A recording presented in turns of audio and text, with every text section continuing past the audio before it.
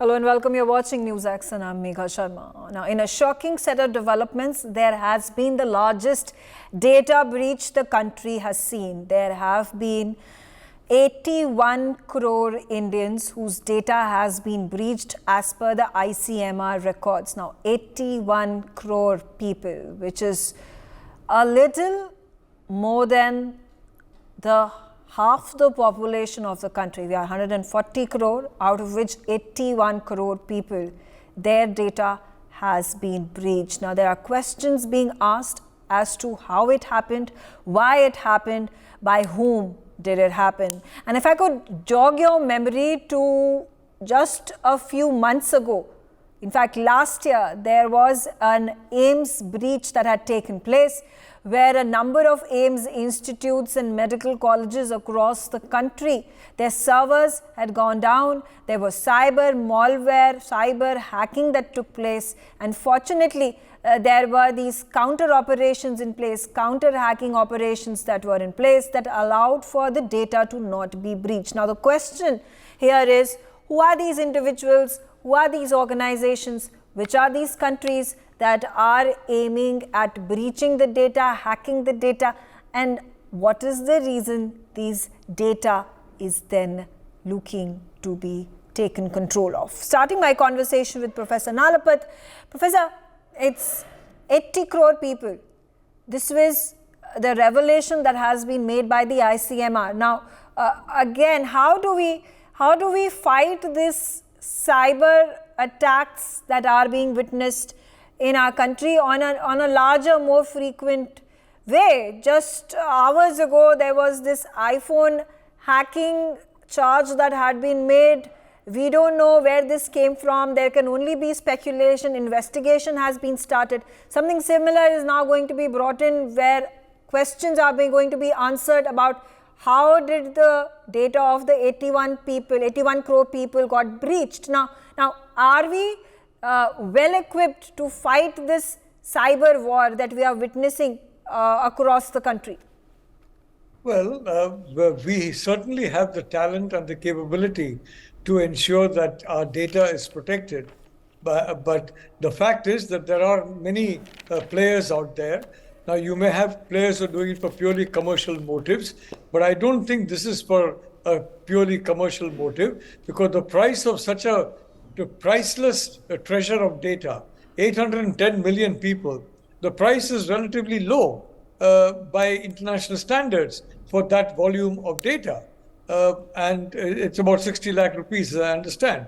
So the fact is that it is put at that low level so that those who are interested in that kind of data from India will get access to it, and they'll be able to afford it. So essentially, it is more concerning than if it were purely a question of data being stolen and then ransomware, and then the effort being made to collect a ransom and then basically give the data back. So from that point of view, you look at, for example, biological warfare. You look at, for example, information warfare. You look at such things, and you will see that it's very important to get data about individuals. Now, health data is very, very critical, especially target individuals. Let us say, for example, there's a target individual who is having a health issue. Then data about that person would be very valuable in assessing the vulnerabilities of that individual. Data regarding the social media activity of that person would be useful in kind of checking on the psychological prism that person is operating on. And this is very, very important for those who would like to conduct operations in India using the internet. For example, we have been talking in NewsX for about 3 years now about the fact that there have been hostile actors trying to create fissures in Indian society through the internet, trying to create differences between people of different regions, different languages, and different religions. So this kind of an operation has been ongoing. A lot of fake news and fake photography is then shown, and that really annoys people against a particular population, and that is completely fake. So what happens is that you create a situation in which social cohesion is affected, and this is the basically the target of an adversary who wants to bring down social cohesion preparatory to or in substitution for launching a kinetic war. So this is a very serious matter, and I think it's very important that all the systems that we have, all the protective systems we have, get put into place so that first, the extent of this data loss can be ascertained. Two, the vulnerabilities of, if any, of this particular data loss can be ascertained. And three, remedial measures can be taken. Okay. NK Sood is a national security expert, very important, crucial at this point of time to have our cyber security walls up. What could be the possibilities that these cyber attackers could then procure this data and utilize it in the disinterest of the country, to attack the country, to attack the sovereignty, to democracy, and of course for commercial uses that this data then could be manipulated? Actually, truly, this is a very serious issue. And I think the CBI is already in touch with NTRO. NTRO, I think, will be in a position to give better details as to what should be done and what should not be done. But the thing is that the leakage of data is very critical for our country's security, not only with regard to what has happened with the ICMR, but the thing is that few months back there was an incident with the data from AIMS that was stolen, and there was blackout also. So, but I think our agencies are keeping a close watch on what is happening and what should be done. Okay. Dr. Anil Goel, an unfortunate thing, how can our medical organizations, institutes can be further fortified against data breach?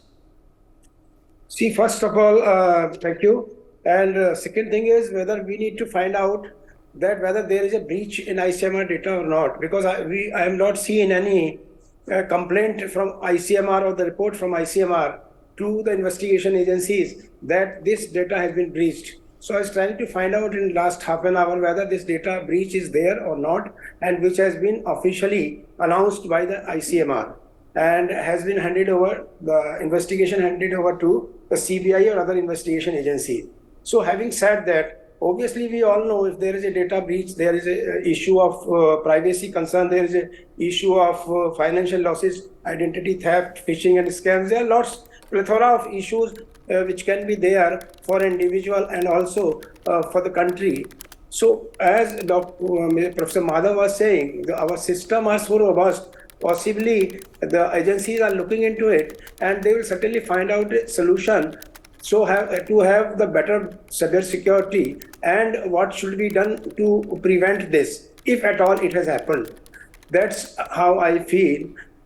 So I think we need not to panic at this stage. Okay. Let us see the official statement of the ICMR and the government agencies. Mayurakshi, at what point should we start panicking? I think thanks Megha, I think the panic button should be on now. However, we must not wait only for ICMR to confirm whether the data has really been leaked or no. I think since it is now clear that the data for around 90 crore Indians has been leaked, it is also important to find out whether it's a particular demographic, since this seems to be health data. So whether it's a particular demographic, area, income level, whatever. And since we do a lot of work on data analytics, we know how hard it is to breach data. And when data is breached, there is always a purpose. So I think we must start our back-end process to understand what kind of and whose data has been breached. And I'm sure whose data has been breached is you and I, more than half the population of our country. I mean, Absolutely. it's not even I can't even think it's a chance that my name would not be present and my data would not be in the hands of these hackers. I know for a fact that my data is at this point of time breached and it is at the hands of the hackers. Absolutely, and I think we are all feeling a huge sense of personal security invasion as of right now.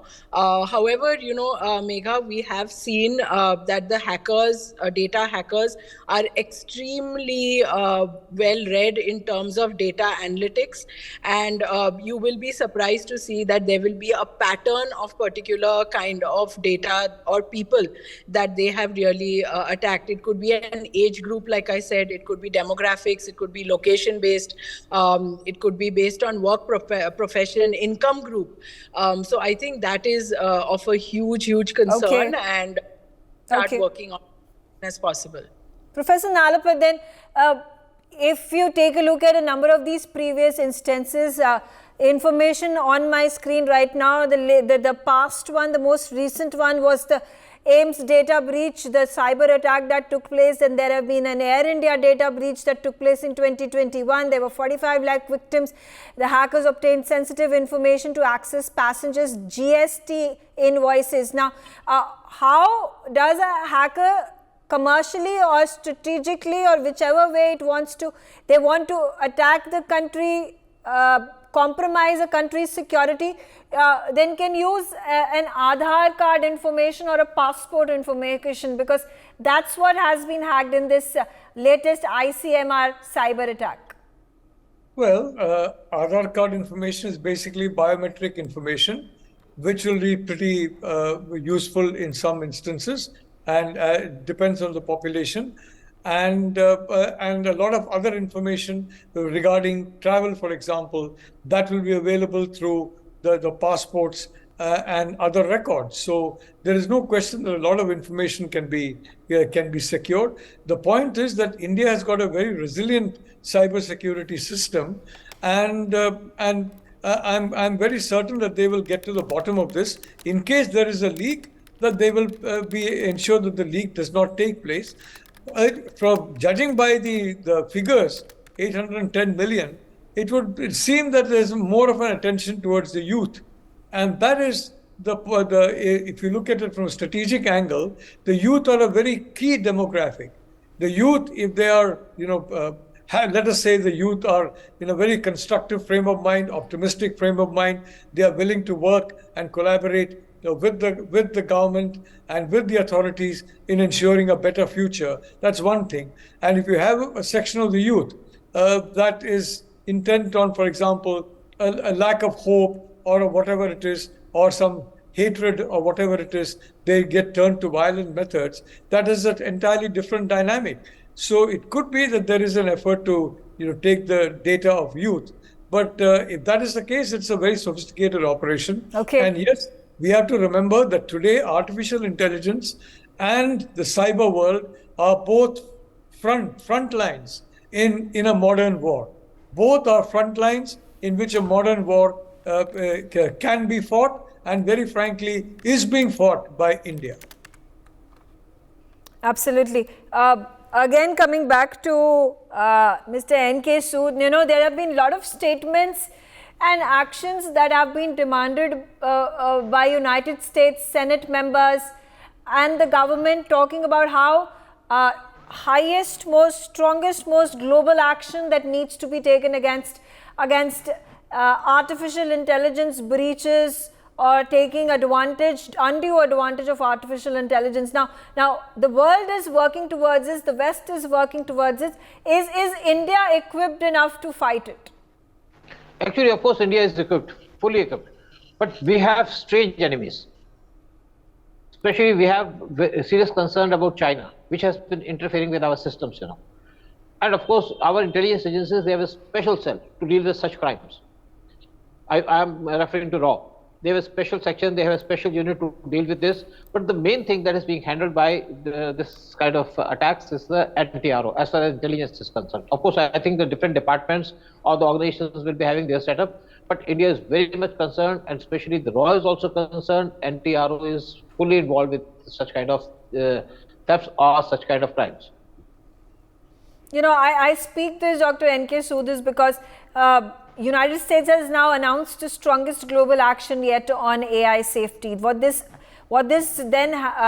order does is that it requires artificial intelligence developers to share safety results with the US government. There have already been counter cyber cells that have been set up across the globe and in India as well. Are we still at a stage that we can mirror the technologies that are being used by the West to counter these breaches? Actually, I won't be able to comment on this right now.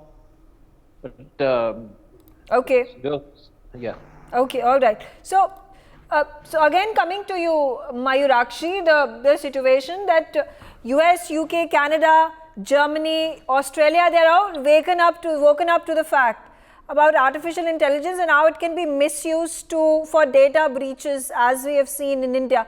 How alert is India in taking action the way the West has done? So, as a user and implementer of artificial intelligence on a day-to-day basis, Megha, I can tell you that while the good AI can do, the harm also that it can do is multifold. In terms of action that India has taken, again, we all learn from our erstwhile neighbors or experts, and data security is an area which is highly kind of researched back in the West, and I don't see the harm in really replicating most of their data security laws, which I think should start from a bit of a backward approach. Now that we're talking about a breach, I think there should be a notification come out from the government or the Ministry of Law saying that breachers in terms of data security, hackers will be given the highest possible punishment. So, that at least will bottleneck whoever is planning such sort of attacks. And then we go back and see as to how we can further strengthen our systems, which again, like I've said in the past, we are handling PII data for a lot of multinationals, banks, financial documents, financial information of overseas citizens, etc., by way of all the work that we do here in technology. And, I think we're strong, but there is always room for improvement. Dr. Anil Goyal, is it surprising? Do you find this surprising that this data breach was first noticed by the American watchdog, which then intimated the government of India? Right. No, that is a news which has been sent by your team. So what I feel at this stage is that this is a process in evolution, and but India has a talent, the government has the capacity, and we will find lots more of regulations in future to control this. As of now, there is a robust security system, cybersecurity system, as expert panel has already illustrated that, Professor Madhav and from ICMR. So I again would like to emphasize that yes, there may be breach or there may not be breach, as you are saying, but this is a report from the American agency, whatever is the report. Let us have the confirmation from ICMR. I have the complete faith in the talent of Indian cybersecurity experts, that is number one, and the government willingness to go a step further to have the better regulations, to have the more stringent regulations to control this kind of crime. And as we know, the AI and everything is in evolution. Chat GPT is 3.5, now it is coming as 4, which is paid version. So I think the thing is in evolution, and we need to be a step further to control this, and the government of India surely would be doing that. Professor Nalapat, is the world moving towards a situation where our technology is developing and inventing itself, transforming itself at a much faster pace, where our rules and regulations are then falling far behind? Well, look, the point is that the important thing is technology. And has correctly been mentioned, NTRO, for example, has excellent technology and very good experts in the field. There's no question about it. Indian internet experts, experts on hacking, experts on cybersecurity are used across the world because Indian talent is regarded as absolutely first rate. I don't think there's any reason to doubt the fact that we have the capacity to ensure that our data gets protected. And whether this is true or not, whether the extent of this is true or not, it's a matter to be discovered in future, because just because it is coming from a particular geographic location, it does not mean that it is accurate. There could be a lot of inaccurate information that is coming from various locations, and as you correctly said, it could be intended to create a kind of a panic or to create a kind of feeling that no data is safe, which is not the case really. The fact is that overall data is safe and there's no reason to panic. So I am only pointing to worst case scenarios, and I'm very certain that the agencies in the government of India have been working very, very diligently to ensure that these worst case scenarios, should they occur, are dealt with expeditiously and efficaciously. So frankly, I would like to say, Megha, I'm not really, I'm certainly not in panic about it. And I'm very, very certain that if it is true that there has been a data breach, I'm very certain in a very relatively short period of time, our experts will get to what happened, why it happened, and take remedial steps. Mayurakshi, I take a look at the past precedents that have been set. I again talk about the AIMS data breach that had taken place last year. It's how crucial and imperative does it become for the government across the globe to then work together to fight this cyber warfare, which is then another weapon in its advanced technology for a World War III to happen? Yes, Megha, good point. I think we've all already joined hands because the American whistleblower did bring up this current breach, right?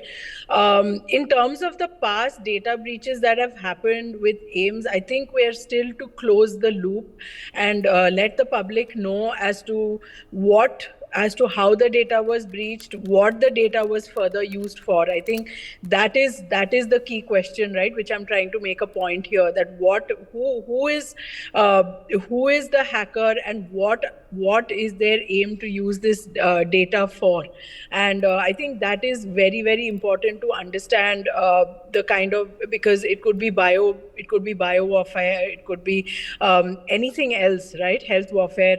So unless we understand the demographics of the data, the kind of people that have been really breached in terms of security, the individuals, we will not know what kind of warfare could happen with this data out there. Fair enough. Quickly, then a closing comment for you, Mr. N.K. Sood. The fact that there are special cells, panels that are created to fight the artificial intelligence and cyber warfare that is being witnessed, do we also at this point in time speculate that there could be an increased possibility of a Chinese hand in this attack? There's always a Chinese hand. Whatever happens in India is a Chinese hand. From the space, from the ground, you can say it's a Pakistani hand. And you see, of course, as most of our participants have shown some kind of an interest in what is happening. Of course, we do not have to panic, but we should be concerned about it. And normally, whatever has happened in India, against India, is from the China in this respect. And otherwise, if you see the Western world, they do not indulge in such kind of treachery. China had been targeting UK's British intelligence also. Their network they were trying to target. So it is China which is a disturbing factor for the whole of the world. And if this job has been done by some individual, that may be for a certain purpose, but ultimately, that intention of the person could be to pass on this kind of information to the agencies who may be interested in disturbing India, whether it's China or any other country. Okay. All right. I'm out of time. I thank all of you for joining me on the telecast. For more such videos, Subscribe to the NewsX YouTube channel, hit the bell icon.